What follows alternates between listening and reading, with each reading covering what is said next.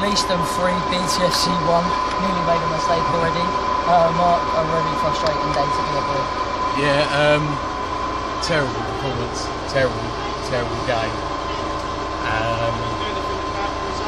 Worst we've played all season, and the most disappointing I've come away from the game all season.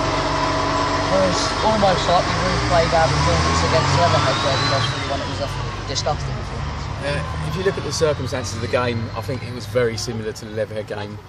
We made 2 substitutions at half time, changed the formation unneedingly, and we made individual errors again in the game, which cost us ultimately.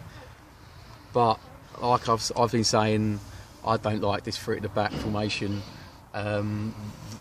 We lost the game because of individual errors, which could have happened in whatever formation you're playing, so you can't account for that. But we put ourselves in unneeded sort of pressure playing a formation that we don't look comfortable in my opinion.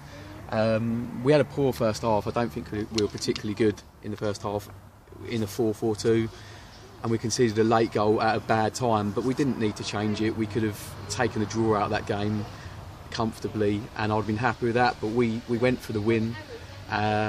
We went for it second half and changed the formation, and it backfired, unfortunately. We could have still changed the formation while playing the back 4, because there was a formation called 4-3-3.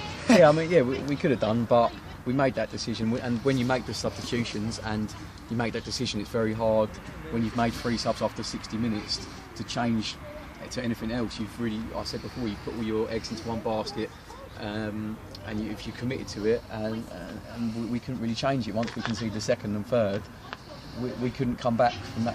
It looked like Leatherhead. We just didn't look like we had anything in us to come back and win that game today. But like I said, you can't account for the individual mistakes. The individual mistakes were what lost us the game, and that could have happened in any scenario. But it was just very disappointing because I think it was unneeded, and I think we could have taken the draw and come back and said, you know what, Leiston are an all right team. They're not bad. They weren't amazing, but they were a good team. They've got a couple of danger men, and they punished us. And I think what you said in your other interview that I heard, that we disrespected them, because you can't do that against every team. You can do it against a team like Leiston at home on a Tuesday night, but you can't get away with it in away games. All Leiston had to do was stick a winger on the right, a winger on the left, and double up on us every time, because we had no one there. The space was wide open, and they had so much space.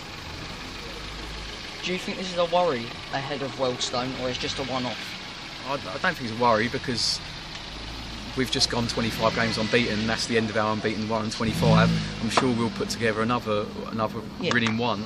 I'm not concerned about that. But I think just sometimes we need to realise that we don't need to win every game. The draw is a good result, and if we would have come away from a draw today, it would have been so much better off than we were. It's almost like we want to win too much. Yeah, we don't need to win every game. No team wins every game.